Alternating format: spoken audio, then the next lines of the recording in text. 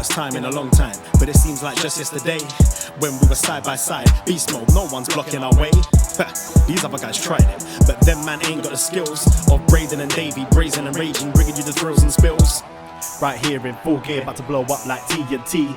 Us man are too sweet, Brady, DVP, the BDElite. Right here in full gear, about to blow up like TNT. Us man are too sweet, Brady, DVP, the BDElite.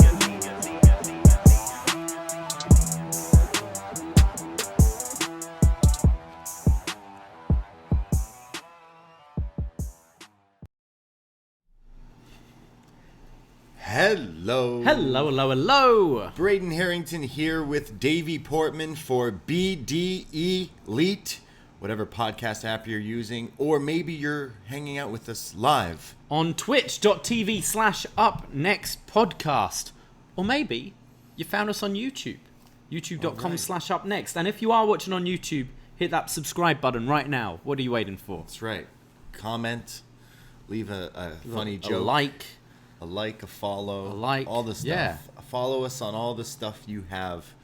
And maybe you don't have a Twitter. Make one and follow at upNXT Podcast. At upNXT Podcast. Go to patreon.com/upNXT right. and subscribe. Look, we talk about NXT. NXT has War Games this Sunday. So we will be talking all about that. New breed versus the old guard. 2.0 versus 1.0. Black and gold in the War Games match. NXT is not dead, but tonight we're talking about some AEW, and AEW Dynamite was lit. It was lit. I had to go back to my past tonight. Yeah. I had to face an L I had. Because just like Cody, I've been through hellfire and brimstone in my Inferno match at upNXT Mania earlier in the year. So I had to wear my costume for that. Yeah. So You're not wearing your Cody shirt? No, Halloween? it's too burnt. I'm wearing my It's Fire, Chat's Fire t-shirt. Chat's Fire. Vest. That's right. Yeah. Chat's Fire. Chat's always fire. Because it was fire tonight on Dynamite. Yeah. Very, very interesting episode of Dynamite. It had fire, it had tasers, it had a lot of things. It had a lot going on.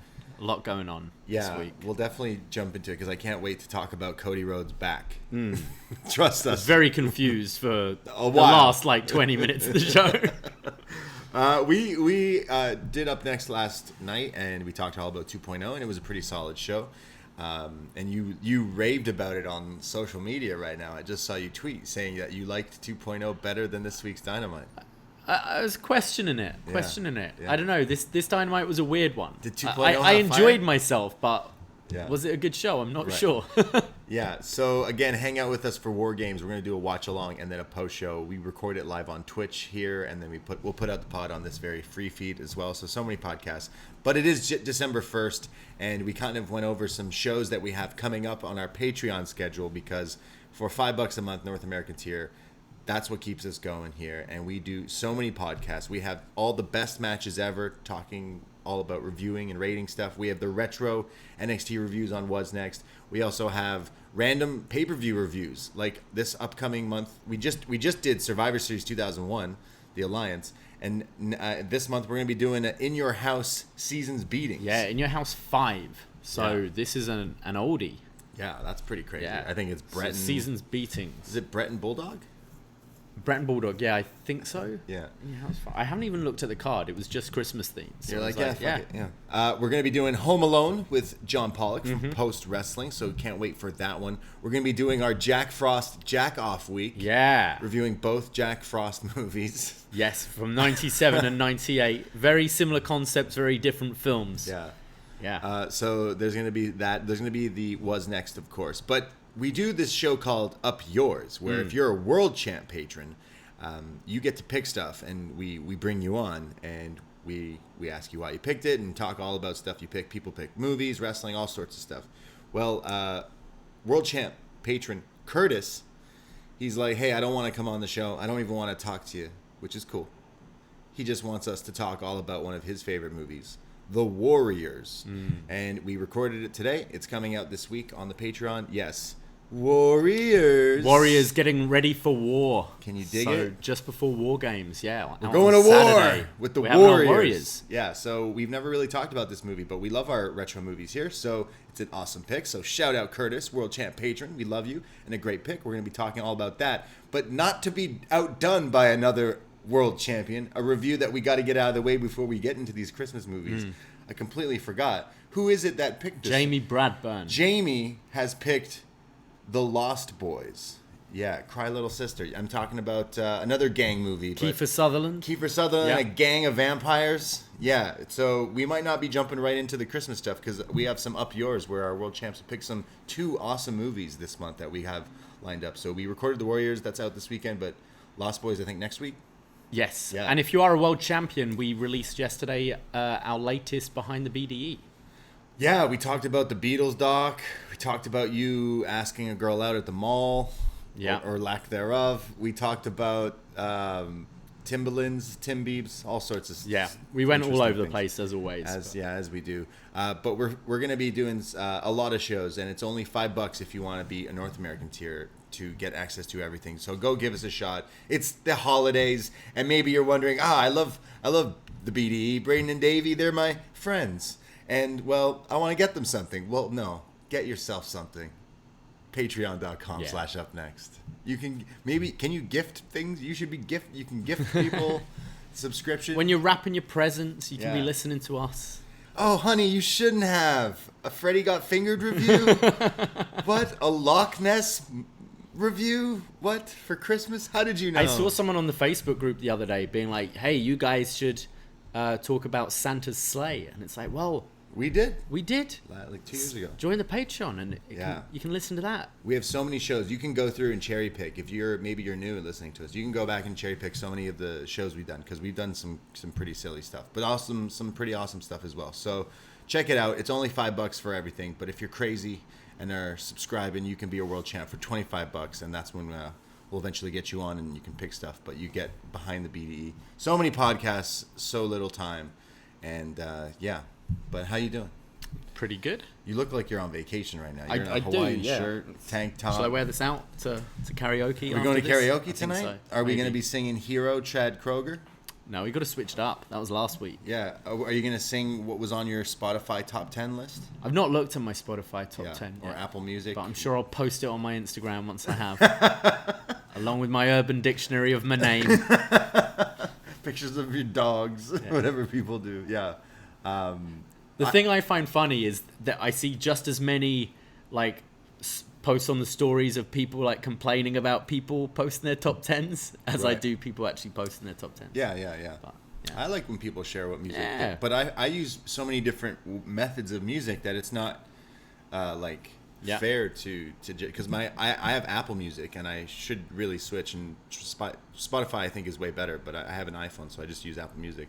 I usually just use Apple Music when I'm on the go, so I'm listening to more pumped up stuff like maybe rap or EDM and stuff, and then when I'm at home I'm putting on Chad Kroger Hero like 9,000 times, or Rob Thomas Smooth. So like really those are some of the stuff that should be getting those numbers up. But you need a YouTube top 10 as well. What would we are roommates, what would my YouTube top 10 be? If it would be Hero. I put that on a lot.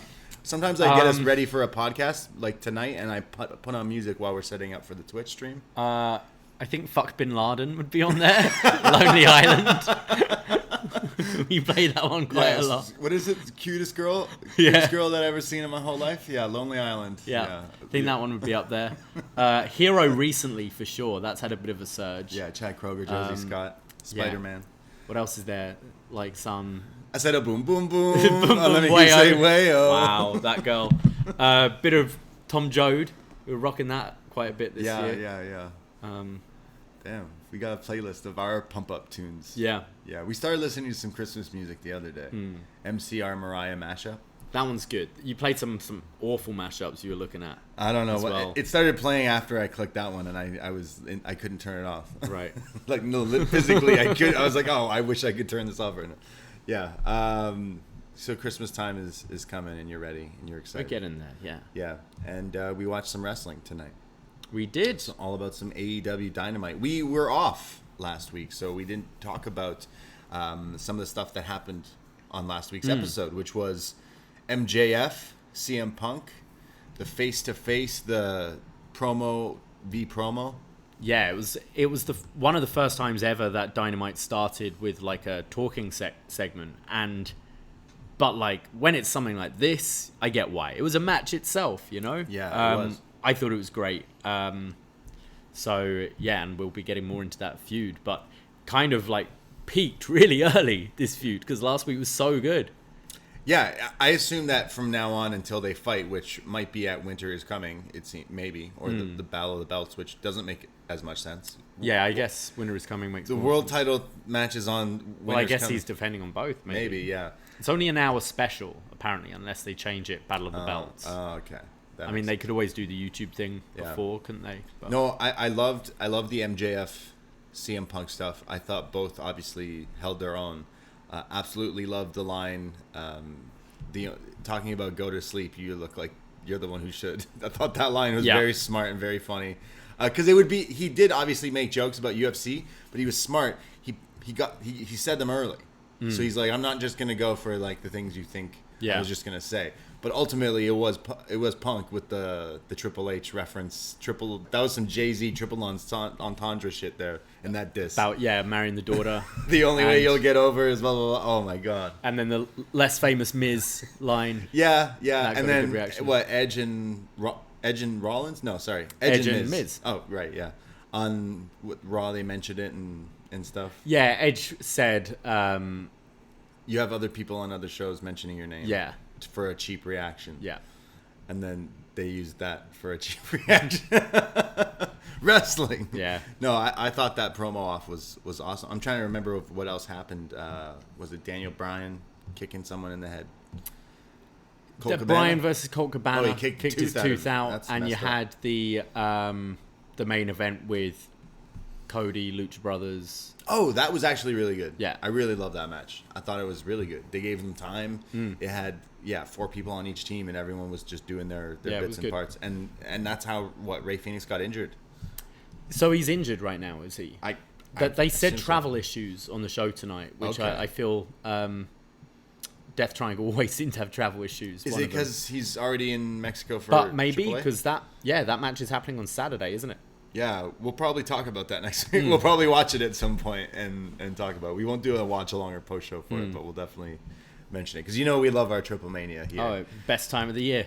We got it twice this year. How do I put money on Hugo blading? Hugo Blake, you've got to talk to a bookie. Be like, hey, look, I know at some point during the main event this guy's going to blade. Is he in the match? No. He's the commentator, but he'll do it. Yeah. He'll blade. Yeah, you think Bobby Fish is going to be new AAA Mega Champion? Bobby Fish. He's in the match. I know. Who is it? It's Bobby Fish. It's Lethal. It's Vikingo. Right. Vikingo's fucking lit. It's going to be him, right? It should be him. Yeah, he's awesome. But yeah, interesting. Yeah, so AAA is doing that tag match, though, on Saturday. So maybe he's already there, and there's... Yeah, possibly he went early. I don't know. Yeah, and then JR... commentary. He's not here, so he's got like skin cancer. Yeah, having treatment for skin cancer. Holy so man. he'll be off for a bit. Yeah, good vibes to JR, man. That's tough.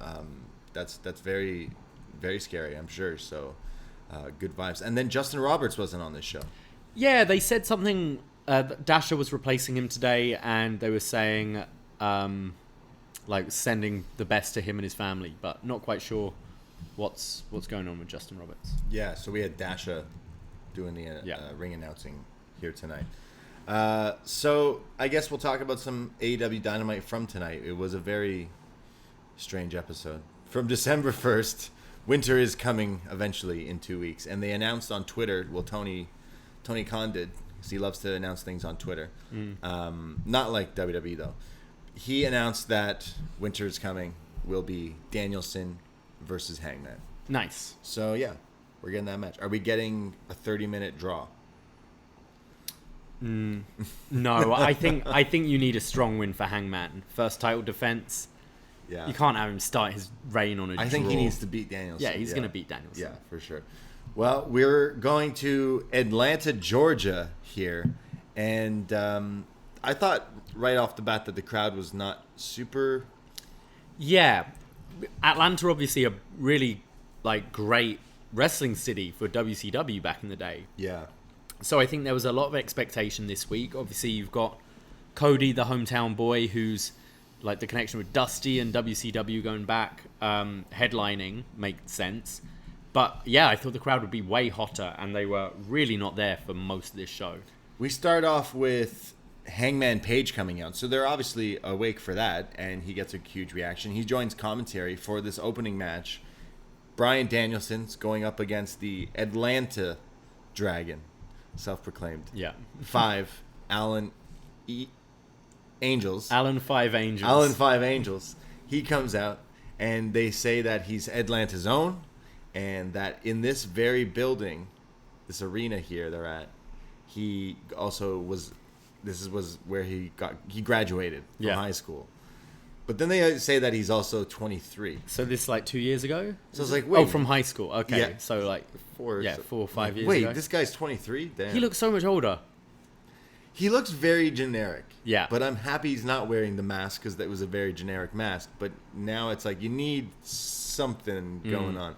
As a guy who is bald and has facial hair, you got to know what works for you and stand out among the crowd. And he just kind of...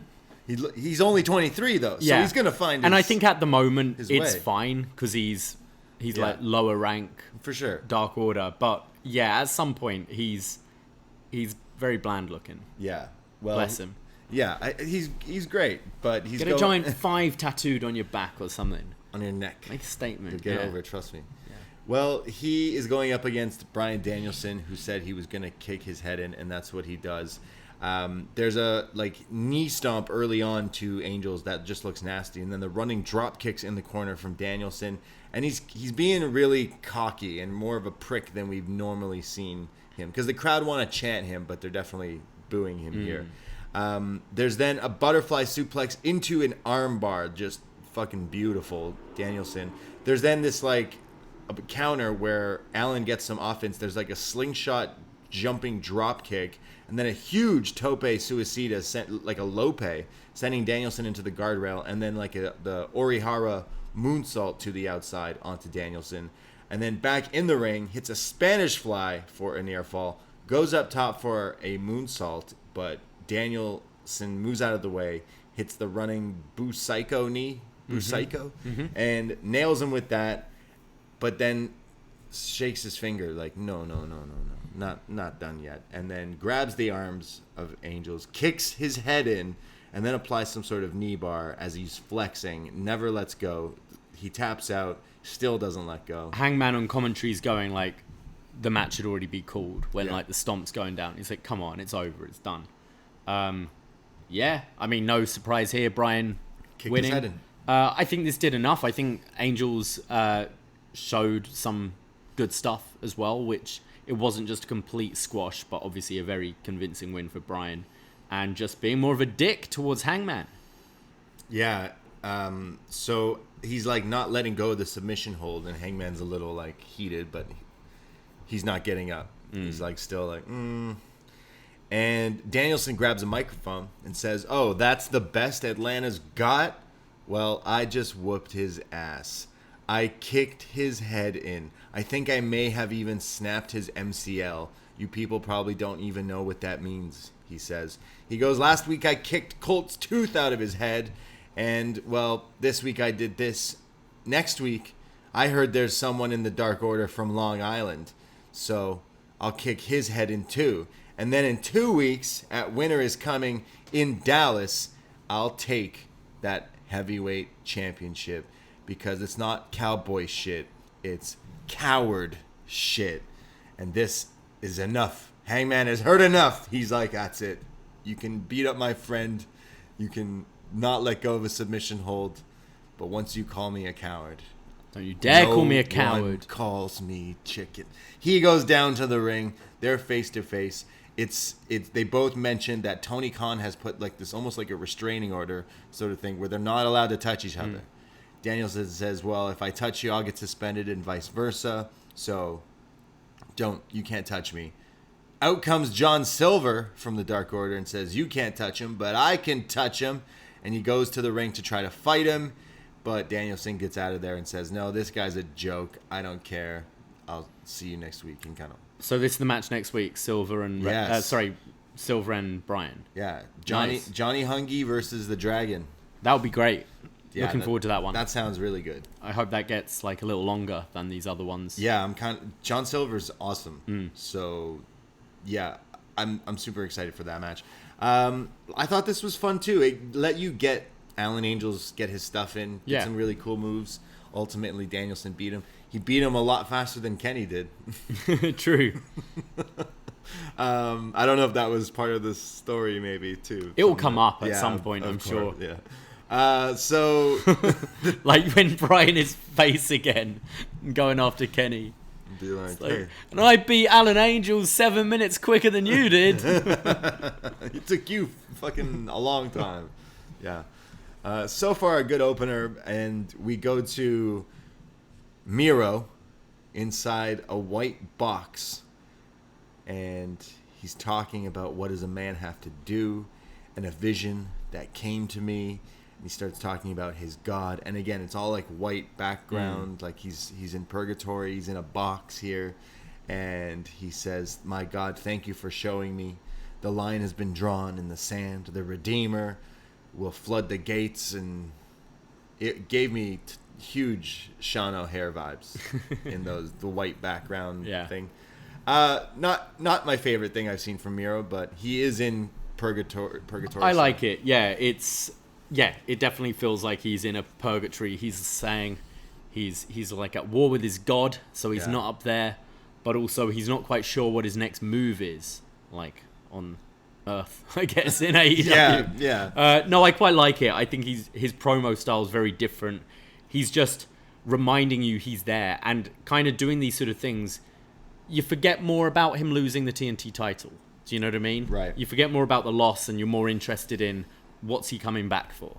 So I think this works, but I'd like to see him again soon. So I hope we don't get too many more of these. I didn't like this style of promo for him. It gets a little too Bray Wyatt-y. He's saying all these words and stuff. What he said before, everything checks out. A little bit more time, like here, like it looked a little silly to me. But I know that if Danielson is the challenger right now to Hangman, before Revolution, you could do a little bit of a TV program with Miro and Hangman. Yeah, that would be an awesome match. But so he should come out at the end of Winter is Coming. Yes. Yeah. To attack Hangman and set that up. Yeah, sure. Let's do that because that sounds great. But definitely was Shawn O'Hare just saying all these weird words. I think someone may have like said, "Hey, why don't you do it like that?" Right. I don't know. Got that. We go to CM Punk. He comes down to the ring. He's ready for his match against Lee Moriarty. And he's interrupted, like kind of his entrance. He's already in the ring, but MJF comes out, and he's wearing quite a suit. It's a like Hanukkah menorah like suit. There's all sorts of menorahs on it, and shall I get one? Yeah, it looks great. It looks great. He then goes to the commentary desk. He's going to be special guest commentary for this CM Punk match, and says, "Hey guys," meaning Tony and Excalibur, "have you seen CM Punk ever since that like hard-fought battle against QT Marshall?" CM Punk's just like hit rock bottom. He's been binge drinking all week, and they're like, "You're lying. You're full of shit." I love how Tony's always like, "You lie. It's like, you're disgusting. I hate you. Scum of the earth." Yeah, salt of the earth. No, scum of the earth. So funny. He also then hits us with, "Do you know what CM Punk stands for? Cooking meth punk." Jesus Christ. So Punk versus Lee here, and Punk is kind of one-upping Lee. He is pretty fast, this kid, but Punk eventually hits one of his patented flying clotheslines off the top there, and then kind of flexes. MJF calls Lee a rookie, and Excalibur's like, "MJF, you barely wrestle here in AEW, so he's probably had more matches than you." And MJF's like, no. I'm better than this guy. Lee Moriarty comes back with this like leg sweep and then this like kind of side back suplex thing that was pretty cool. And there's a Rana off the top from Punk, but that's countered in some sort of sunset flip roll-up thing from Lee for a near fall. Punk eventually goes for the Pepsi twist, but it's blocked and countered into one of his own. And then there's this like crazy Falcon Arrow thing for a 2.9 count. Punk barely getting out of it. Eventually, Moriarty picks him up and he's going for some other move, but Punk counters that slick into the GTS. 1, 2, 3. CM Punk wins. Yeah, this was where I first noticed the crowd especially being pretty dead. I can't say... I like Lee Moriarty from what we've seen. I can't say this match did a whole lot for me, really. Yeah, it had some cool glimmers of what both of these guys can do, but it didn't. Maybe it was this crowd just not being there for that safety net made it weird. But yeah, it definitely felt a little. A crowd is a big part of it. Yeah. I mean, we know that we've had so much empty arena the last year, yeah. But it does add to a match, and yeah, but it was fine. Just yeah. I wasn't too into this one. I'd like to see more of him, and I'm sure we will. Moriarty, yeah, for sure. But after the match, MJF grabs a microphone and gets off the commentary desk and starts cutting promos on CM Punk. He says, "You're not the best in the world. You're not the CM Punk. The only thing you're the best in the world is trying to get into Britt Baker's pants," referring to the comments that Punk has brought her name up a few times. He was wearing a jacket at the end of the show last week. Oh, right. That's right. CM Punk looks like a little confused at the comment. He's like, that's a weird thing to say, bro. And MJF goes, "Yeah, that's the face Britt would make too if you did get in her pants. One pump chump." CM Punk has had enough of this, so he grabs the mic and says, "Yeah, calm down with your Larry David pajamas," and is doing the curb stuff. And MJF is like, "No, you're not allowed to do that. I'm the one who does that." Punk says, "Just shut up. Bring your needle dick down here and I'll kick your ass all the way to Long Island." Then we get a needle dick chant. This is probably the most loud the crowd got. Needle dick! Needle dick. Needle dick. And MJF is pissed, so he says, "You haven't had a spark to a flame since 2011. I'm next week in Long Island. I'm like Piper in Portland. I'm like Brett in Canada. I'm like Punk in Chicago." And he said they're going to be rocking my name. And then he ends with a comment saying, "I could hear your dog Larry in the back, Punk. You've been bringing your dog Larry on tour. I can hear him barking. If I were you, I wouldn't bring that flea-ridden, maggot-infested dog around here anymore. And if you do, well, maybe I'm going to have to put Larry to sleep." Damn. Jesus. MJF is pissed. Punk is pissed. He runs up the apron, the ramp here, but Wardlow stops him. So it's kind of like a stare down here. But wow. I know last week was the more epic promo off, but holy shit, the line about the dog had me fucking howling. Like a dog. Like a dog, like Larry. Yeah, this didn't hit anywhere near as No. good as last week. Some of the lines flopped a little, Yeah. I thought. But still, I'm looking forward to the match. I'm into these two. I think they're going to have better stuff. The dog stuff, I just go, it just reminds me of Bossman and Al Snow. What did he do? I forget. He fed his dog to him. Oh, God. Killed right. his dog and fed him to him. And then wasn't Bossman at Big Show's funeral? This was some epic heel run. Yeah, Big Bossman was doing. What about- And he drove off with Big Show's dad in a coffin. Oh, what and about- Big Show jumped on the coffin. That was bad. What about Matt Hardy when he turned on his brother Jeff, and Jeff had a fire, and I think his dog died? The dog Jack. Wow. So then Matt Hardy cut a promo where he's got a dog that looks just like... Damn. Jesus. Fuck. What's with attacking people's dogs Yeah. in promos? No, I thought that line was great. I feel MJF is the one, like, I wouldn't want every promo to get like MJF, but I feel he's the one who should be allowed to just say the really, really bad. dickish things. He is. Like, What do you mean? In this, no, that's what I mean. But like, even the Britt line, Yeah. I've seen criticism on it already. Right. But I'm like, yeah, but that is this character you're presenting of MJF. Yeah. That's the shit he'd say. Yeah. Like, oh, you're fucking Britt Baker. It's like, He's doing Sunny Bret Hart, Sunny Days. I don't know, something Yeah. like that, I guess. But No, he the other week he mentioned school shooter. Like Yeah. he says always out the terrible things, but that's what. But he should be like the only one who can cross the line. Yeah, I can't know think what other I mean? people do as much as him. No one does. I don't know how he gets away with some. Like Max Caster saying some stupid shit in those raps. Yeah. Isn't the same because it's like they're just trying to like almost do it for buzz. Some of it wasn't even relevant. Whereas here he's saying some. He's good. And wrestling needed this dickhead back. Like there hasn't been someone this mean in so long. Wrestling has been soft. We all can agree. And I honestly almost choked laughing at that line. I was like, okay, you called Darby a school shooter. You said Punk looks like he's cooking meth the last week. You said he's tired. All that funny shit. Then you said, this dog's gonna go to sleep. I was like, bro, calm down. If you're trying to make me hate you, you're doing a very good job because you're a dick.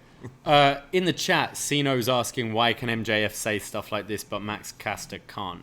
No, that's what I'm saying. Like the stuff Max Caster was saying kind of wasn't like. Well, I think MJF, everything he says is personal about the person he's in the feud with, that's what I mean. other talent. Max Caster was going off about Simone Biles and stuff, and like it's a bit like, what the fuck did I do? I'm not a wrestler, like and Duke and stuff. It was going a bit more all over the place. Whereas you can keep it as long as you feel everything's fair game. Yeah. Like your dance partner, like the other person, I think it's okay. Yeah, Max Caster was saying something to Jungle Boy like, "Oh, Anna Jay is hanging out with like 9 other dudes in the Dark Order," or something like that. Like that was funny. I don't think it's as far as some of the stuff MJF's. No. So, yeah. I like this. Obviously, we're gonna get this match. I wonder if this is at Winter is Coming in 2 weeks. Yeah, I feel. Yeah, how long can you do this for? You can't do the promo thing every single week, Yeah. And I feel it was last week. I was like, all right, I'm ready for the match now. Yeah, so he plugged next week is the Diamond Battle Royal, 3rd annual. He's got to win again. Or does Punk enter? Punk enters and wins Punk it? wins it? Oh my god. Yeah, sure. They said 20 people, right? 12. 12? It's a Diamond Dozen. Oh, Diamond Dozen. Okay, damn. Yeah, is Wardlow allowed to be in it? I guess not. Wardlow is usually in it to help MJF, isn't he? But 25% of it is Team Taz. Remember that. As we'll get to, he'll tell us. He'll fill us in. Math promos are hot in wrestling. We go to Adam Cole. This was really weird. Adam Cole comes out. He does his entrance. He goes down to the ring. He does the boom. We all wait for it. Adam, you don't have a match. Oh, goes back up the ramp. Goes back up the ramp, and then goes to join commentary. I guess it was to say, "Hey, look, I'm really over." Yeah. Because this was again probably one of the highest. You want a photo of me? Adam Cole, baby. It's like the crowd wasn't hot tonight, but they were really hot for the boom and Adam Cole, baby. So like never fails, really. It really doesn't. People love to chant this guy's name and go boom. So he joins commentary and he's talking about how he's Adam Cole, baby, and he's very nice to Excalibur, but he's so mean to Tony Schiavone, obviously, because the Britt Baker stuff. I thought that was like the little stuff there was pretty funny. Orange Cassidy comes out, I assume for a match. I don't know why Orange Cassidy. No, but they say, Orange Cassidy shouldn't be out here. He doesn't have a match.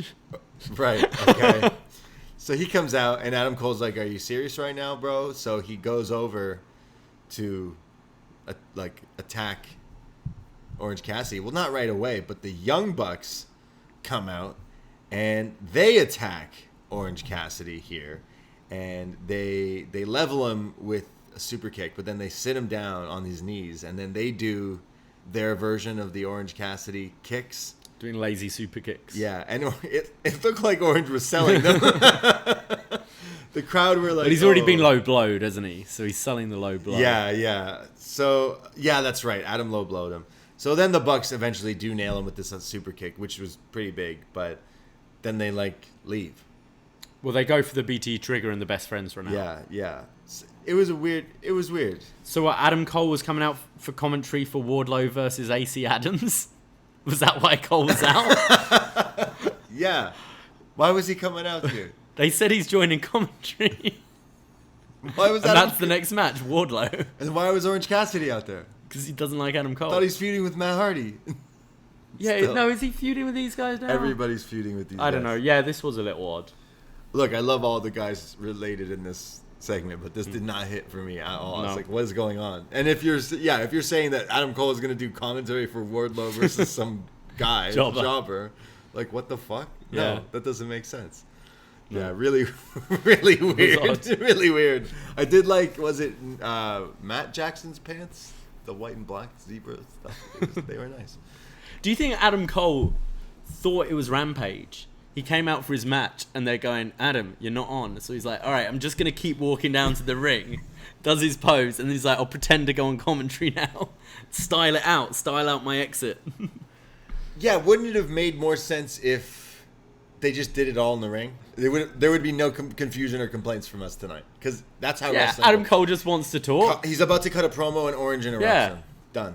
Yeah, it was very odd. But this was like, no, he's gonna walk back up. He's gonna pretend he's gonna join commentary, and then go, "What are you doing?" Yeah, really, really weird. We missed out on that commentary for the Wardlow match for sure. Adam Cole talking about who? Yeah. ACH? Who? No, AC Adams. AC I think Adams. his name was. Damn. At least that's what I wrote down. Yeah. Very, very odd. We definitely skipped over something, apparently, the Britt Baker thing backstage, where she was with Jamie Hayter and Rebel, and Jamie's in the tournament still. Yeah, Jamie's out. Sorry, Jamie's out of the tournament, but Britt is pissed off at Thunder Rosa? Britt lost to Rio on Friday. Yeah, right. So Rio's going to have a chance to get a match against Britt by facing Jamie Hayter. But Jamie's pissed because she lost in the tournament because of Britt Baker. Yeah. But Britt Baker was still rubbing it in that she lost. She still doesn't do the DMD thing. No. She's still mad, so yeah. Maybe this is already going to be a turning story. Or they're just teasing us with like they always do. They've done a little bit for a while now, it seems so. Yeah. So we go to Siino's in the chat tonight, and he says maybe Adam Cole came out to talk about the comments MJF made. I think he maybe should have started with that if that was the case. But yeah, and he wouldn't you still grab a mic and be like, hold on, no, I think you could have done a when MJF was leaving and Cole was coming out later. You could have done a stare down from Adam Cole, like, watch what you're fucking saying, or something like that. Oh, because the Britt line, right? Gotcha. But Yeah. That's Maybe. thinking. That's something. Like, eventually Adam Cole's just like, yo, all these guys are fucking talking about my girl. And like, it's my girl. Shut the fuck up. So he comes and sits next to Tony Yeah, Schiavone. it's like, what the fuck? Yeah, so weird. Yeah. Hey, it gets even better. Remember the guy who's been sitting front row? Just scoping? Oh, yeah. Yeah. T-Pain? No, that's later. All right. Tony Nese. Tony Nese, the premier athlete, is here. He has a challenge for Sammy Guevara. It showed a clip of him slapping Sammy, taking him out, beating him up, and saying, the TNT champion's going to be around a premier athlete's waist. See you on Rampage. So Nese versus Guevara. On this Friday. I hope it's really good. Yeah. I think Tony Nese is good, but there's just I've always found him a bit bland. So I kind of hope this kills it and he can reinvent himself a little. Yeah, he's just abs man for all of WWE. He's the premier athlete. Yeah. We go to Wardlow versus AC Adams. Is it AC Adams? That's what I wrote down. Yeah, he powerbombs him and then powerbombs him again and then powerbombs him again. 1, 2, 3. It's over. Shawn Spears is there and he beats this guy up with a chair. I like Shawn Spears is wearing like a blazer but no t-shirt underneath and then a toque, like a winter hat. Yeah. He looks like he should be in Warriors.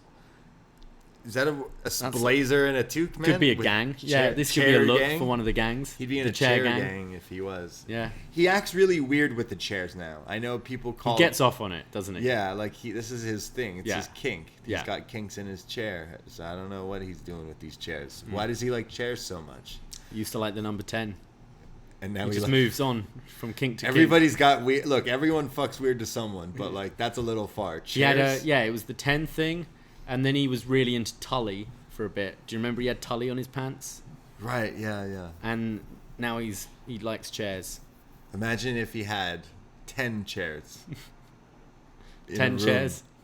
10 chairs alone in a room. What would this guy do? 10 tullies? 10 Tully chairs in a room. That's a haiku. I don't know what that I don't think it's a haiku. He's just like, he's literally acting like, oh, I love this I fucking love chairs so fucking much. I don't know anyone. Have you seen Knocked Up? Yeah. They do shrooms and go in a hotel room and they're like, there's 5 different chairs in this hotel room. Whoa, is it this guy just never came down from that experience? Well, you saw that room he was chilling in the Stadium Stampede. He was like, oh, fuck. He was meant to go to the dressing room with the rest of the inner circle and just, what? Instead, he's walks past this room full of chairs and I know where I'm going to be tonight. Sitting in that dark room. Jerking off to the chairs. Yeah, wanking the chairs. It's fucking weird. So Sammy interrupts him. Of course he was mad. No wonder he hated Sammy. Oh, Sammy, fuck off. I'm enjoying these enjoying my chairs chairs right now. Damn. Do you think he would like your chair? You have a lazy boy chair. Which one? We've got many chairs. We do. We have Bart. Shawn Spears would like this place. Do you think he goes not far from home? Yeah, bunch St. of chairs. Toronto, not far. You think he goes to people's places and rates their chairs? This is a nice chair. Lays in it. No. This one's too hard. The cushion on this one. No. I don't know what the gimmick is, but he's living the best life. Yeah. That's Shawn Spears. Yeah. Chairs. We go to Penta and Pac backstage with Alex, and there's no Rey Fenix. So they say travel issues. We talked about how he might be at Triple Mania. He might be in Mexico already. Maybe that's the reason why. But Pac is going to be filling in this week. But Pac's rocking an eye patch. Yeah, no one else has when they've been sprayed, but it's from the spray from Malachi Black. Yeah, right. But that's how Gunn in his eyes. Isn't that how he infects you? Well, we've seen Arn's not wearing an eye patch. Cody's not wearing an eye patch. So maybe put something different. Cody's wearing cum on his back, but he's not wearing an eye patch this week. Do you think he's like infecting him to join the House of Black? Oh, okay. Because Alistair's eye is all fucked up. I mean, Malachi. Pac's gonna have a fucked up eye and turn on the Death Triangle. Eye Pac. Eye Pac. He's in the House of Pac. Yeah. Pac is in the House of Black. Yeah, Pac, I like Black. it. Yeah, maybe this is all leading to this. It'll be like a horror movie, like The Fly or Alien or something. Like, what's going on with my eye? What's going on? It's taking over me. And then just reveals, we were fucking with you. I'm just turning on you. Just makeup. Yeah, I just don't like you guys. Yeah, I'm joining his team. Fuck you guys. Never hurt in the first place. I'm a bastard. It's fake. Didn't happen. They could just do that. Malachi's still selling the eye. He just loves putting stuff on. That's from a different company. Yeah. Yeah. We were listening to some AEW theme songs last night, talking about putting music on to get pumped up to. We loved his NXT theme. No Man Is Ever Truly Good. His first one, yeah. And then we were listening to his new one, which totally fits his character, his entrance, and everything. But when it gets to like the hard part of it's just screaming. So then I went and then I quickly YouTubed yelling goats and played it simultaneously. It was like, whoa, I could fool you, and you could think that was part of that song. It is a fucking sick song. Well, he wears a goat to the ring, doesn't he? Or something. He has the horns. The horns. True. Maybe it is just a yelling goat.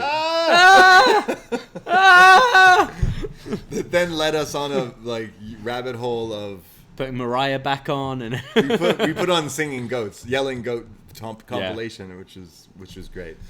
Shout out that theme song. Shout out goats. Siino in the chat says, "No wonder our neighbors hate us." Yeah, that's probably true because we're yelling like goats and playing at 3 a.m. Yeah.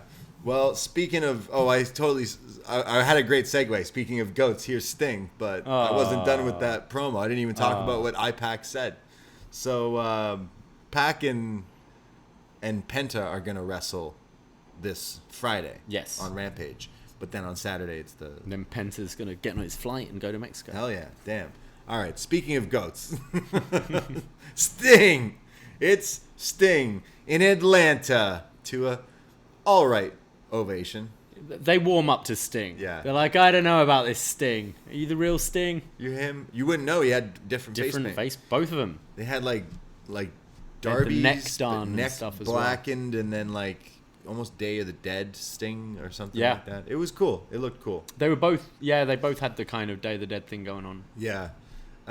So it's Sting and Darby going up against the Ass Men, the Ass Boys, The Gun Club. the Gun Club. Yeah, Colton and Billy. Yeah. Not Austin. Austin's just their like cheerleader. Yeah, on the outside this week. Hey, how come Billy looks way more jacked than his kids?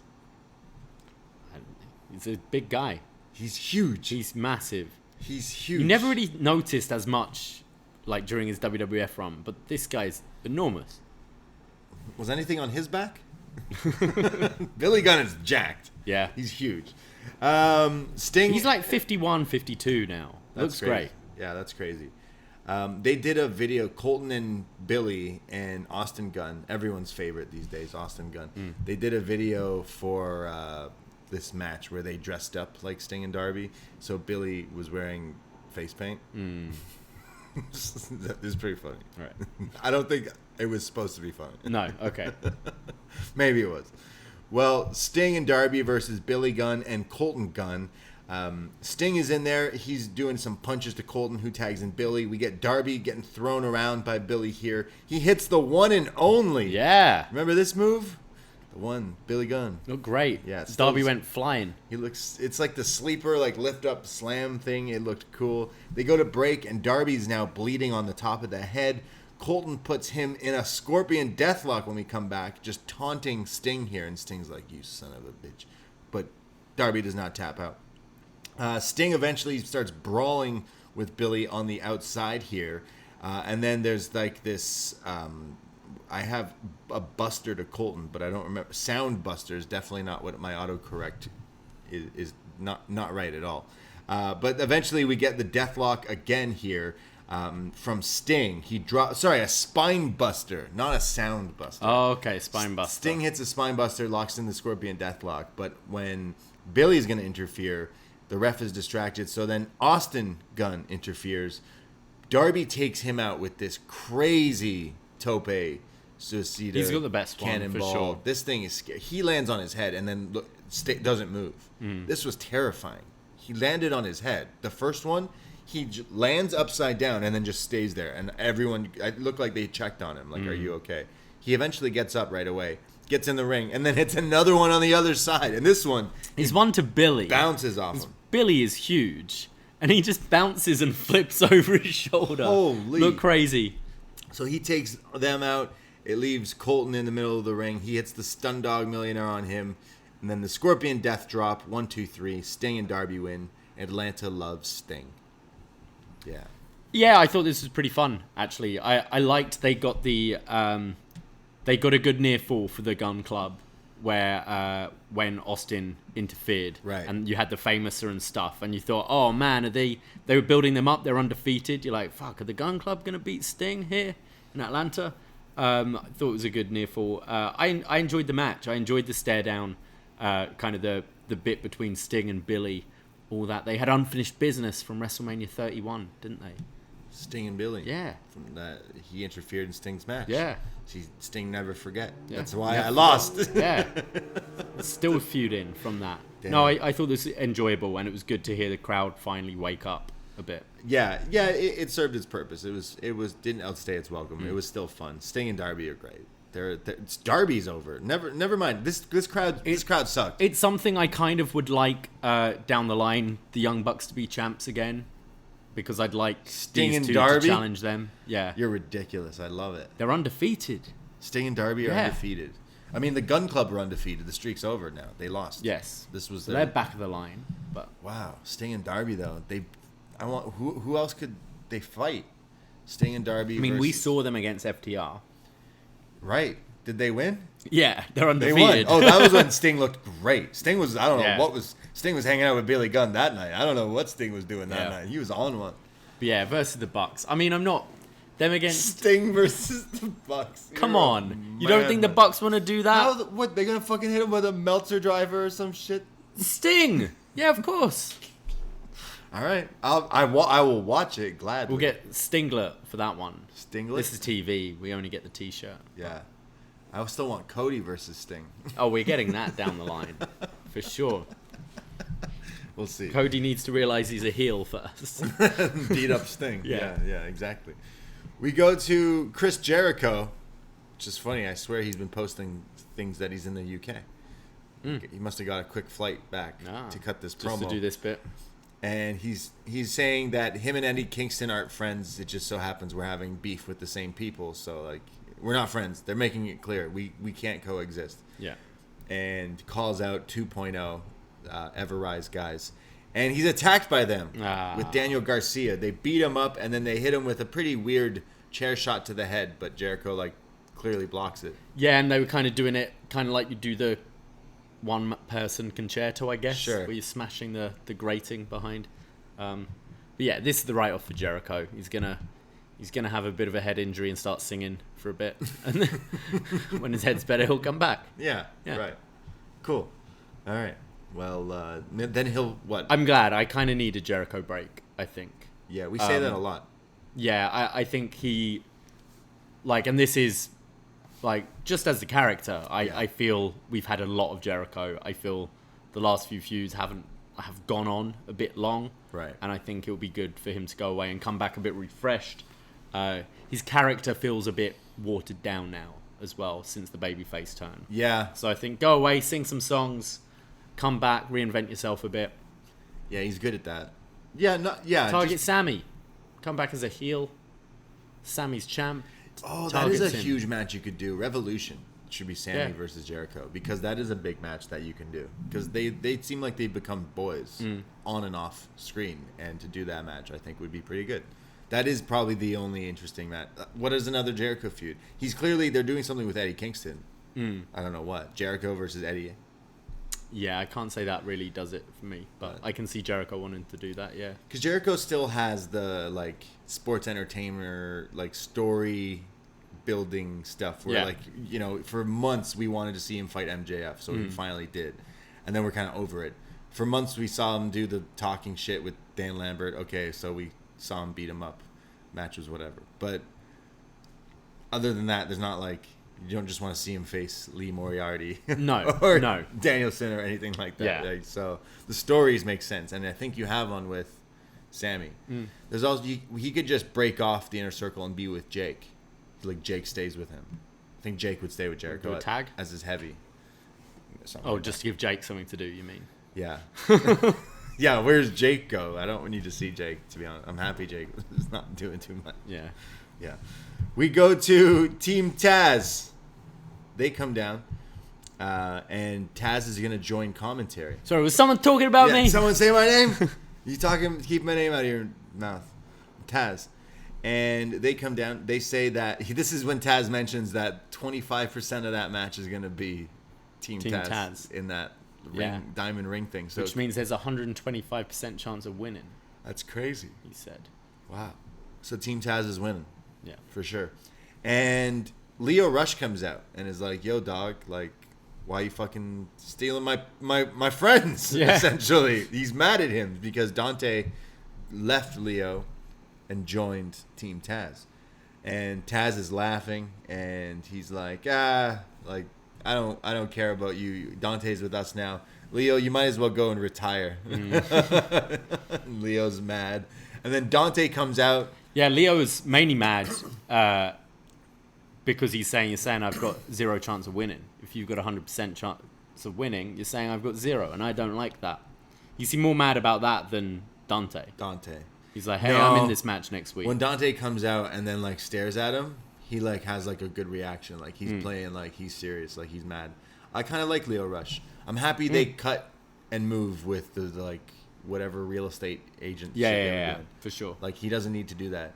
I think he's a really good talker. He has a good look. Yeah, I'm interested in this storyline a little bit. It's just funny that's Team Taz. Yeah, it's an interesting one because I felt Leo was using Dante as well. Yeah. And that's why, like, Leo coming out here and saying, like, his issue right away was, you're saying I don't have a chance of winning. It was, like, interesting to me that he wasn't making much mention of Dante. And then Dante coming out, did he only join Team Taz because he's like, hey, I knew you were using me. Right. Like, Dante as a heel feels odd. This young kid with all these flashy moves and acrobatics, we're going to make him a heel. It seems a little odd.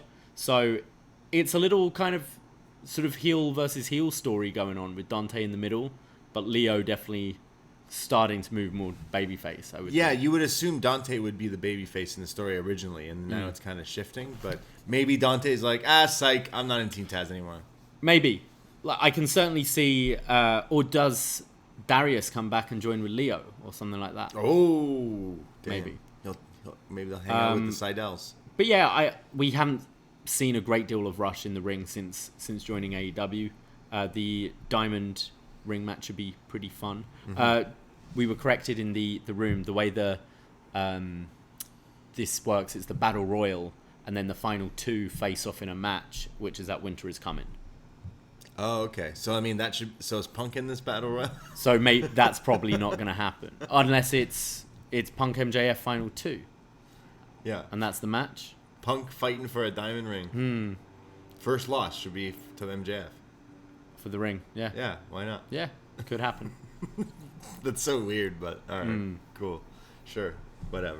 Or it's Dante Martin, Leo Rush. It's the final 2. Yeah, and then he's got a ring. MJF, Punk could eliminate MJF. I feel like it's been such a part of his thing now that he has the ring. He just won with it. Yeah. To Darby, right? But yeah.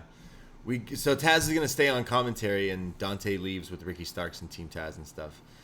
We go to Jade and her man Mark, and they're talking about how it doesn't matter who she's got to face. Everyone knows the title is hers. This is her show. It doesn't matter. That bitch show.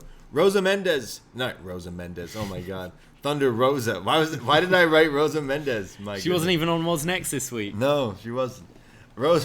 Thunder Rosa Mendez shows up. Thunder Rosa is all in Jade's face and says that since Jericho's been attacked, that on Rampage, they've asked her, and in her words, because I'm so multi-talented, I'm going to be doing commentary for your match on Rampage, Jade. And then yells it in Spanish. She's great. I love she's just this, like, fiery, crazy Mexican lady. It's great. It's awesome. I love it. No, I like how she's sort of yelling in English, and because that's where you see people when, like, English is their second language. They'll get worked up and they slip into their, like, own language. Right. It's cool. I like it. Yeah. It's true. So Jade versus... Jade's facing who?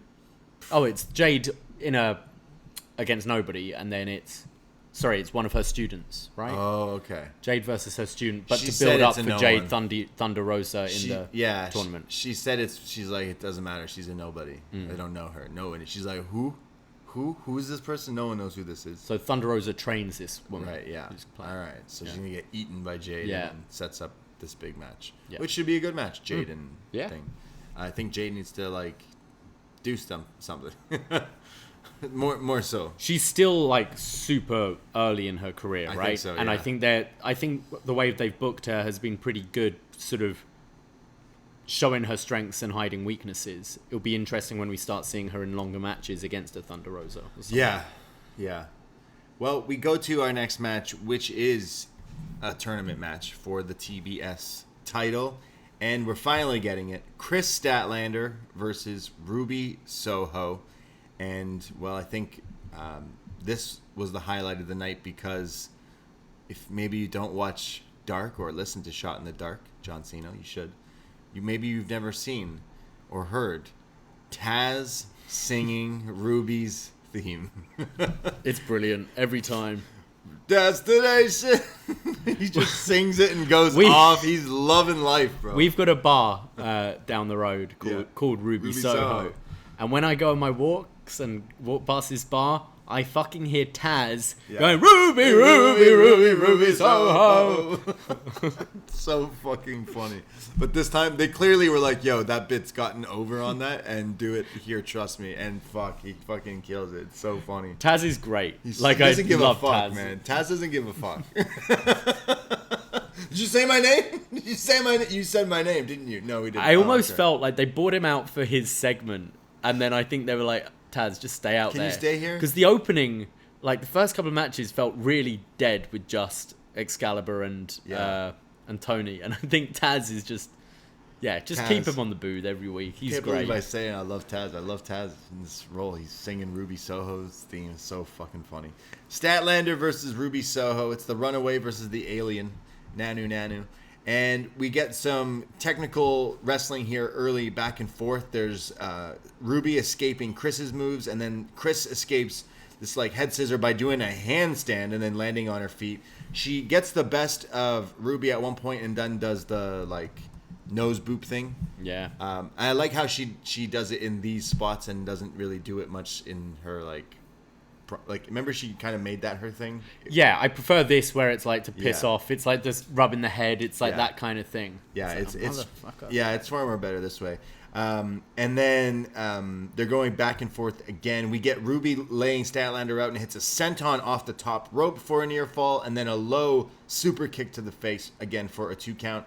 Statlander counters a move and then does a spinning satellite like blue thunder bomb. Because, she's an alien. All her moves got to be like satellite and stuff, I would imagine. It looked cool, but Ruby kicks out of it.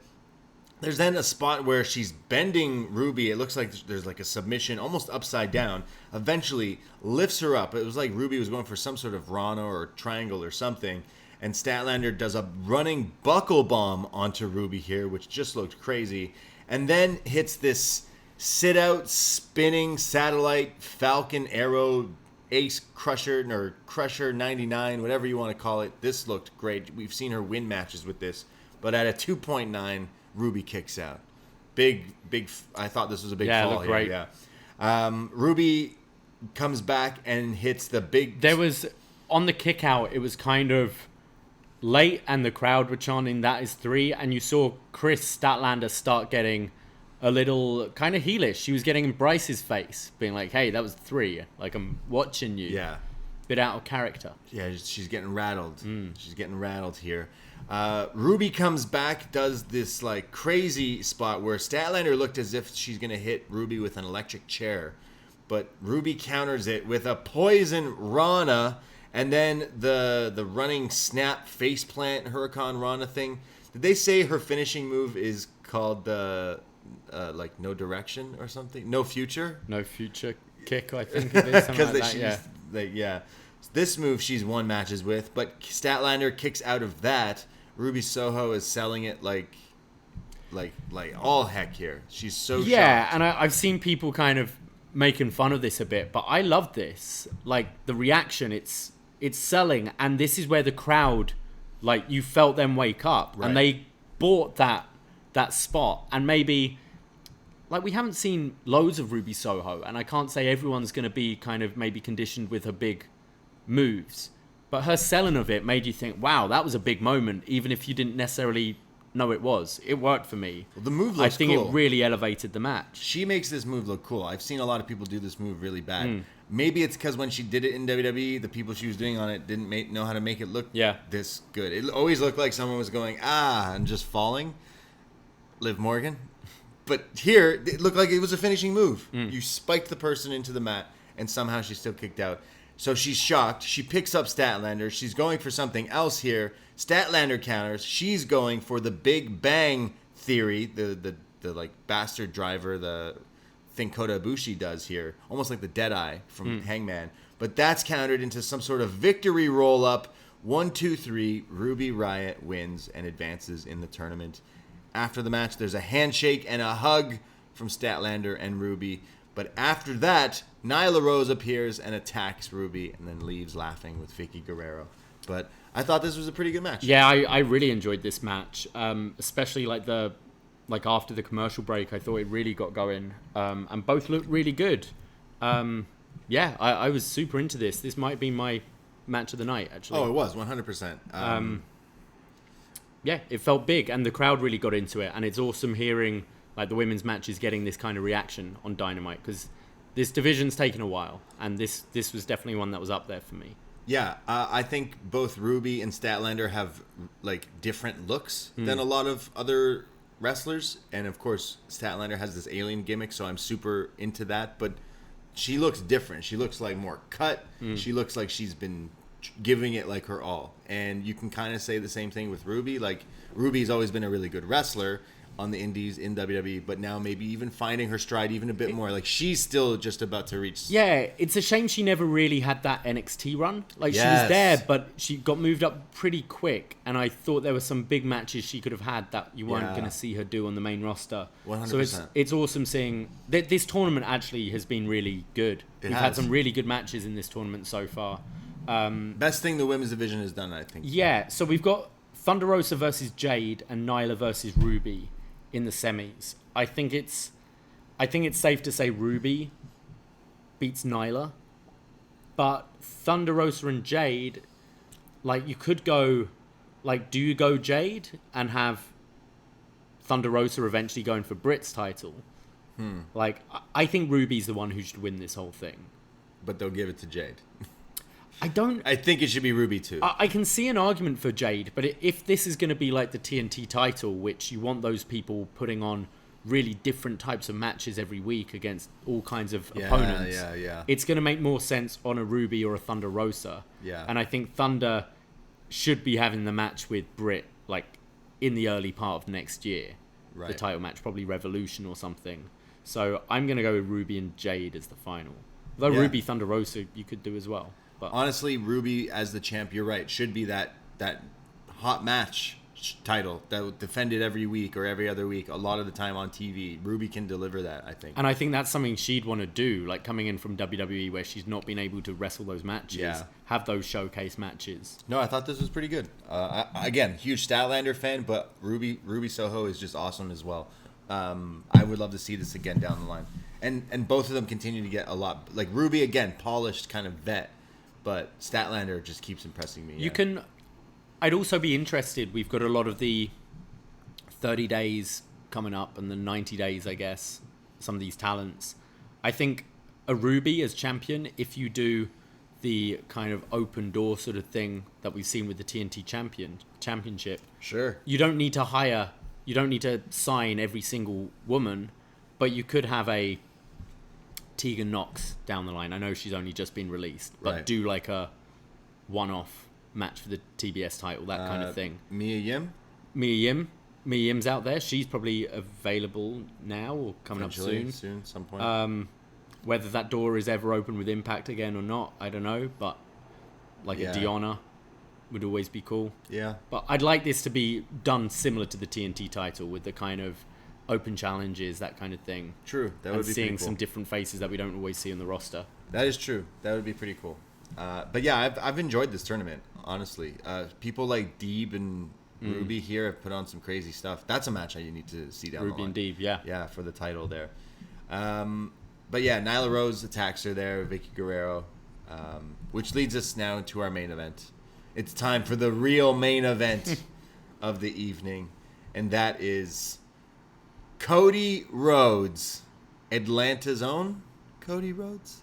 Yeah. Yeah, going up against the lawyer Andrade El Idolo. The lawyer, I guess. He looks great. He's in a suit. He's in his butt, like... Well, he comes to the ring. Where's your wrestling gear, mate? He comes to the ring in his normal entrance gear with the mask, but he's also got a fucking knife. Street fight. This is an Atlanta street fight. Yeah, he knows Arn's bringing the gun, the Glock, so he's bringing a fucking blade to this, but never bring a blade to a gunfight. Yeah. Andrade then takes off the mask and the suit jacket, but he's keeping on the white like dress shirt and the black tie. He looks like a lawyer. His manager's got this like man purse, his briefcase. I don't usually like when he wrestles in this sort of stuff. Yeah. But this is a street fight, and I tend to like when people come in their street gear. Normally their street gear is like jeans and a tank top. Andrade is like, no, I'm in my loafers, my pants, my shirt, my nice dress shirt. Yeah. He looks great. He's this handsome guy. He is. He's possibly newly single. Possibly on the market. So it's like, I need to look good this Wednesday. He always looks good. He does. He's like, it's Mad Men here. He looks like he's ready to. He needed a cigarette and just talking about ad agencies in this match. And he's going up against Cody Rhodes. Mr. America. Oh man, he's got the gear. He's got everything going on. The pyro, everything. He's got his skin peeling off his back. He's got American boots on. He's just ready for America, and he gets a pretty loud cheer for his entrance here, and then the smile on his face, and you could tell he like turns back quickly. And he's like, "Hey, Tony Khan, TK, yeah, book this place again. We're coming back in 2 weeks. We're coming back to Atlanta. They like me here. Book this." He comes down to the ring, and it's an all-out brawl on the ramp as Cody and Andrade start going at it in this Atlanta street fight. And is it Jose, the lawyer, of Andrade, the lawyer of the lawyer, the lawyer of this lawyer? He goes after Arn, and Arn falls backwards off the stage. Holy. Yeah, I hope he's okay, but come on, we laughed. Let's be real here. We laughed because he got up and was fighting and stuff. What I found funny was Jose right away is like, "Oh shit, are you okay?" And you're seeing the focus is on Cody and Andrade. Yeah. We're just watching this go on in the background. Yeah. Jose right away is like, "Oh shit, are you okay?" And then helps him on, up. puts his arm out, Arn pulls up, and then they're like, "All right, let's get back to it." And Arn just punches him in the face. And sends him to the back. I hope he's okay. I hope he's okay. It looked like a nasty tumble. It looks like he's fine because he's been walking around and fighting still. I'm sure he's fine. But wow, Arn's a badass taking this bump. Gunn could have gone off in his pocket.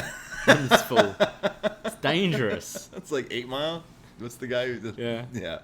yeah. So Arn and Jose brawl out to the back, but yeah, the gif of Arn falling is definitely, as long as he didn't seriously hurt himself. But jeez. Yeah. But this match continues as it starts here.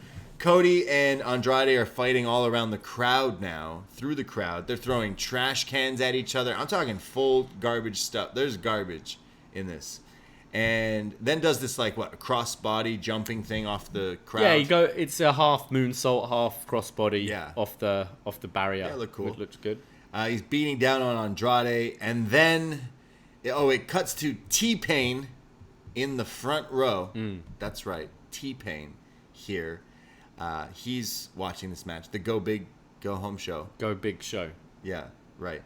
And it cuts. So he's cheering on Cody. Kind of. He's sitting there. T-Pain's in his head. In his head, he's cheering on Cody. What's your favorite T-Pain song? Oh, the first one.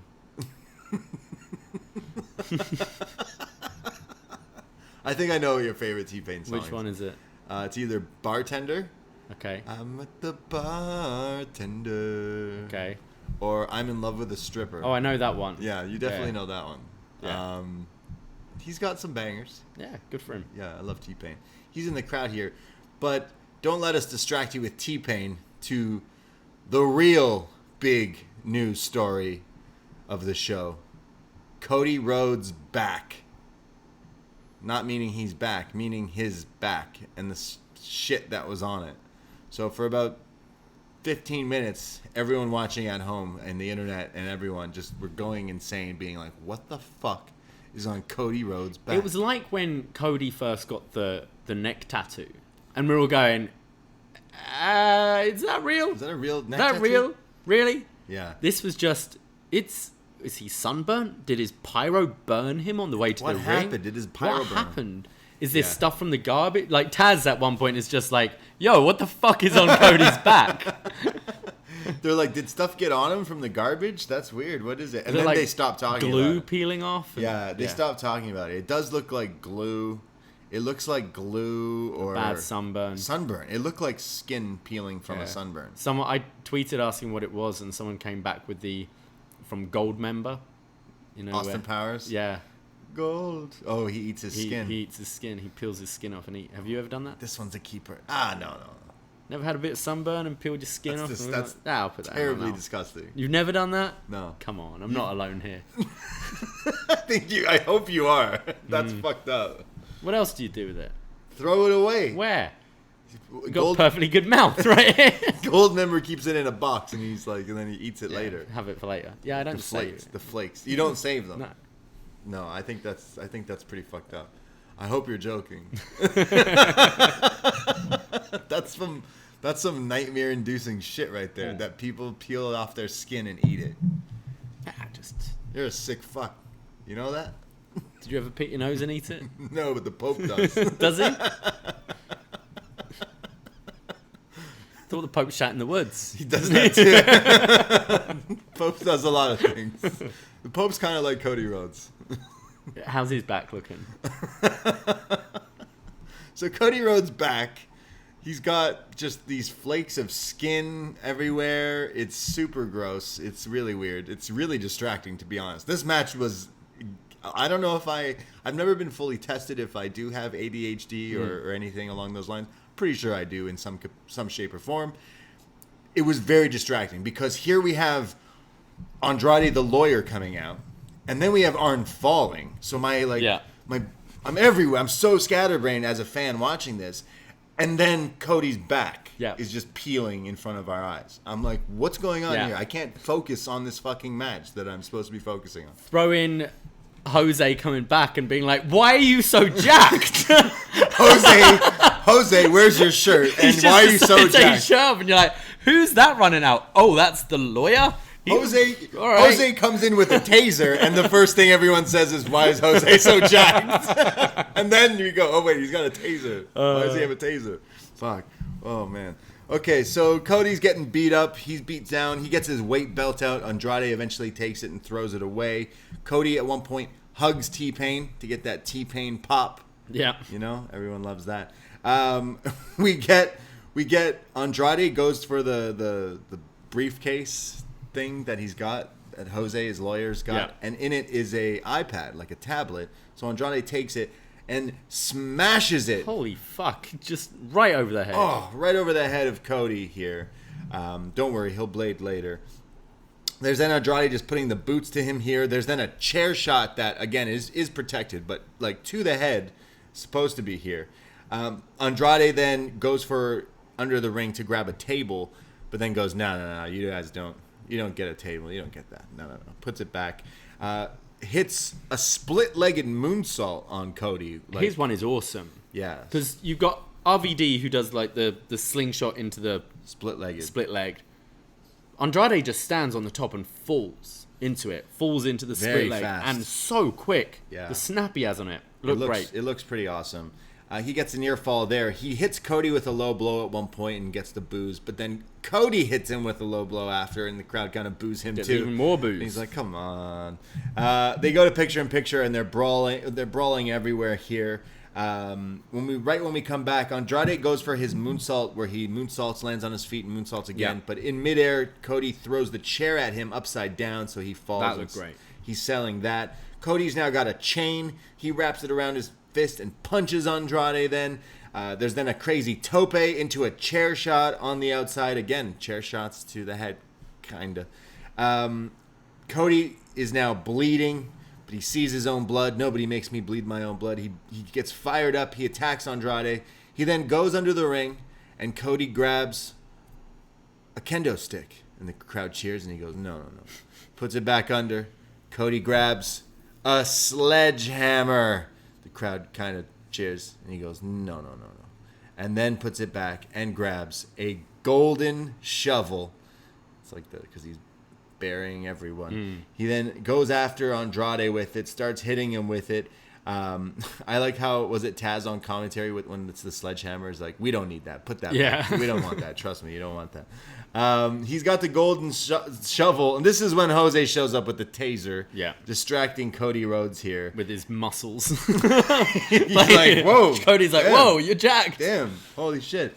He stops him here, but Andrade gains control, and he hits Cody with these like double knees, the balls to the face. I used to call Meteora. it. Yeah, into the chair, into the corner here.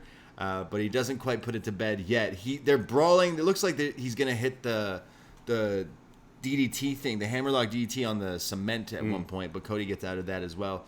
They set up a table in the ring. They're both up top fighting. It looks like Cody's trying to go for something. He's not quite sure. And this is when some masked figure, hooded figure, gets in the ring, reveals themselves to be Brandy Rhodes with lighter fluid, who then soaks, and I mean douses, this motherfucking table in this oil, this gas here, this lighter fluid stuff, squirting it all over the place, and then lights it up, steps back, and there is this table in the middle of the ring on fire. What the fuck is going on? Cody then hits some sort of inverted suplex, Cody Rhodes. I don't know even. Yeah, it's the reverse super. It's the inverted suplex. Yeah, kind of like a crossroads off the top, but through the burning table. He's literally on fire. Yeah, his boot is on fire. His boot's on fire. Part of his wrist tape and stuff. His shoulders on fire. His shoulders on fire. Crazy visual. And Andrade's taking this face first as well. Andrade's taking it face first. Cody went back first through it. Which made sense with the come on his back. What might make sense of whatever it was on his back. Cody then jumps on top of Andrade, and the ref counts the pin. Cody Rhodes, the GOAT, wins in this main event here as he stands tall with Brandy, but he's beat up. He was literally on fire in multiple parts of his body here. But yeah, Cody Rhodes wins the match. Yeah, what the fuck? I felt multiple things about this match. I really enjoyed it to start with. It was nuts. There was some really good stuff here, but then, as we kind of mentioned, there was just the crazy stuff, like Arn falling over and Jose and all this sort of thing. The distraction of the stuff on Cody's back. It was also like, this is just, okay, these two are feuding, but the feud has been Cody and Malachi Black. Why have we got such an outrageous match for Cody against his enemies, mate? It was a lot. Yeah. Like, you're watching this and you're going, oh, all right, they're doing Edge, Mick Foley. And you're like, yeah, which was at WrestleMania. This is on TV. Don't get me wrong, I enjoyed the match, but it seemed a lot. It was very, I mean, it's Cody, it's very extra, it's very over the top. It's always extra, Cody extra. Why were we having this tonight? It was odd, but I enjoyed it. I had fun. It's like you're so mad at this guy that you have to bring out the fire. Why didn't you do that to Malachi in a few matches earlier? It's like, why tonight? This felt like it should have been, all right, we're having one more final Black versus Cody. It would be this match. The fire table. Not just, Andrade's facing Cody in a street fight on Wednesday. I wonder if there'll be fire. Yeah, crazy. I enjoyed Taz a lot on this as well, because Andrade puts one table in the ring, but one of the legs is caught on the ropes. Yeah. So when he's setting it up, it's not set up right, and Taz is pointing it out, and then Andrade, after that table spot, goes and gets another table. And Taz is calling it like he calls, and as you can see, he hasn't quite applied the leg properly there. He's saying and as you can see, Andrade once again is failing to lift the leg off the table, he can't off do the ropes. Taz just rinsing him. Absolute perfect analysis from Taz on his table application. You knew that you had I bet you had TK in his ear being like, don't fucking mention Cody's back. Don't talk about Cody's back. But clearly we all knew that after the fact. The back stuff was weird because we thought it was a sunburn. I mean, it's clear now that maybe they put something on his back to hopefully not get burned as much. It's kind of like in Batman and Robin when Robin has the rubber lips. Kisses Poison Ivy. Rubber lips. I mean, we saw when Kane set on fire once in an Inferno match. You saw, why is there a white bit on his sleeve? Right. It was that. It makes sense. We don't want Cody burning alive. But it was distracting for sure. Just wear a shirt. Yeah, it's street fight. Andrade's wearing his lawyer shirt. Yeah. His Madman shirt. Yeah. His Ryan Reynolds suit. You could just be wearing a t-shirt. True. It would be fine. And wear the stuff underneath it. Yeah. But he didn't do that. So instead, everyone was talking about your back, probably taken away from this insane fire spot. look, don't get me wrong. I love how ridiculous this was, but it was that. It was ridiculous. It was ridiculous.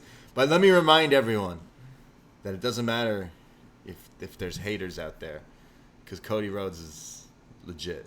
Cody Rhodes is great. I love every extra. He's like, how can I get over? Okay, book me in the main event of my hometown, and to make sure they cheer me, I'm getting Brandy to come out with fire.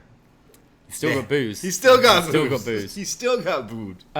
Yeah, weird episode for me. I still enjoyed it. I always enjoy Dynamite, but like it was definitely on the weirder side. It wasn't. I really enjoyed that women's match.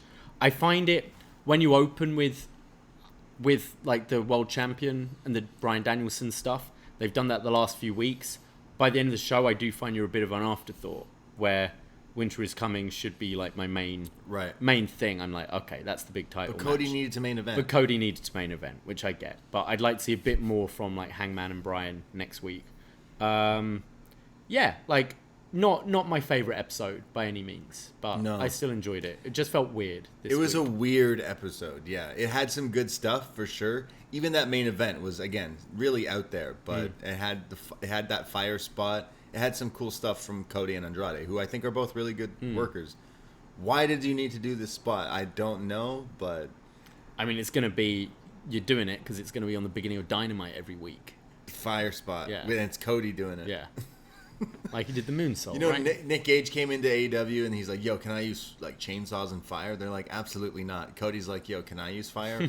I'm gonna use fire. I'm just surprised this wasn't during the commercial break. Picture in picture. So I want to do a reverse suplex through a flaming table. Although in P&P. For any of those people who are like, "Yeah, but why is Cody using fire?" It's like, have you seen his entrance? He loves fire. Yeah, he does. Clearly. So maybe this could be his thing. Like, Imagine this like turns him heel because it's like you're just hurting people, Cody. You're burning people. You're burning your own back. I don't know what they definitely won't mention the back stuff, but definitely I think was a little smoke and mirrors gone wrong with that, because then after everyone's just going to be talking about the back, it was because of this. Okay, the spot was still cool. Yeah. And again, you'll see that on the opening of Dynamite, I'm sure, but it'll have this like little asterisk almost next to it, because the real ones will be like, but his back was fucking greased up in something there. I don't know.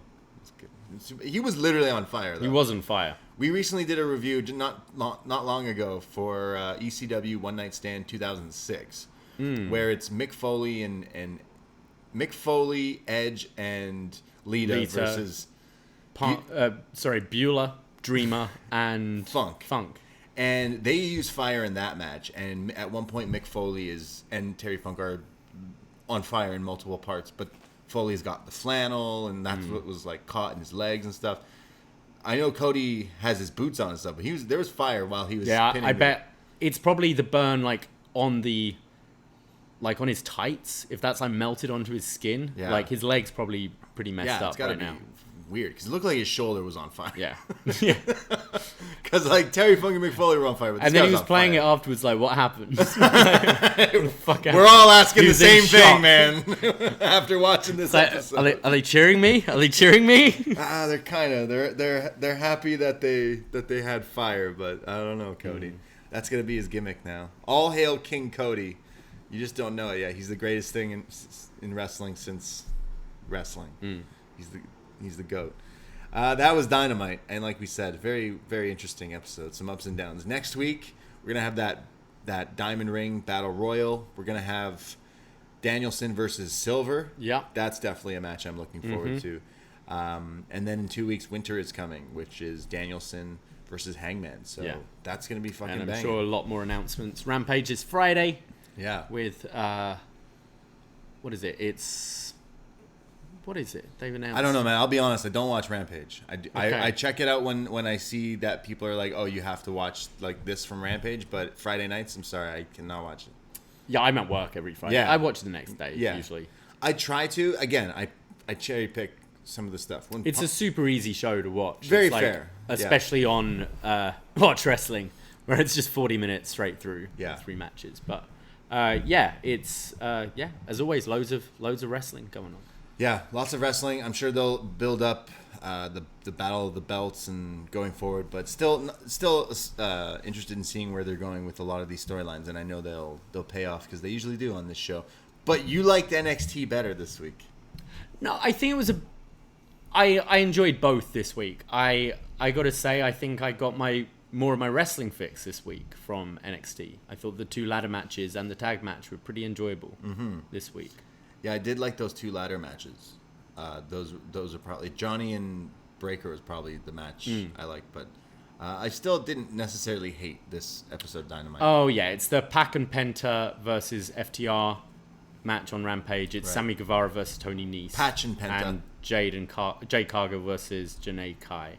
Right. So, yeah, the tag match should be good. I'm looking forward to that. And I'd be interested in Sammy Nese, so I might put that on.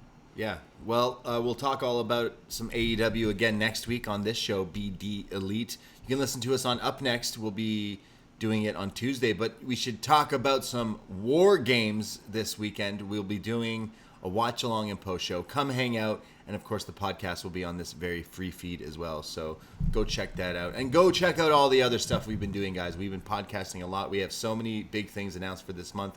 And we're working on our best match ever, the 2-parter for the end of the month and the beginning of next month. So we're eventually we're starting to cherry pick the best matches of the year. So that'll be coming too. But so many shows. You got the sesh where you're talking about Succession on the Patreon. Yeah, I'll be joined with Martin this week. That's coming out on Friday, talking about Kendall's birthday. Right. And Tiny Wu-Tang this week. Wu-Tang Clan? Yeah, Tiny Wu-Tang. Tiny Wu-Tang. Okay. Yeah, that's up on the Patreon where you'll be talking about that show. All the other shows. We got a What's Next out this week. And then we got our Warriors come out to play. We're going to be talking all about that movie from the 70s. And free feed, Shot in the Dark. John Siino in 15 minutes or less will fill you in on all the wrestling, like Impact and Swingers Palace.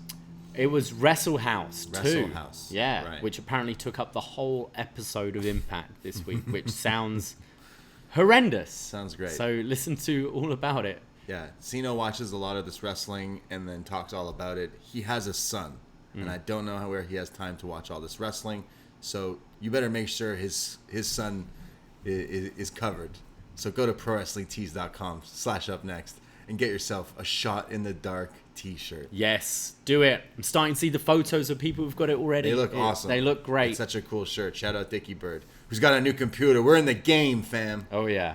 Up next, BDE, we coming for it. Yeah. Thank you so much, guys, for listening and stuff. If you're listening on Apple Podcasts, go give us a nice little review. Little things like likes and reviews and follows, subscriptions, all that stuff. They all add up and they do wonders for us. So thank you for the support. We cannot do it without you. And that's it. That's it. Yeah. I myself, Braden Herrington. You can find me Twitter and Instagram. I am at the Brady. And I am at Davie Portman. Take care. Goodbye. Be safe. And holy shit, Cody Rhodes was on fire. Ahoy!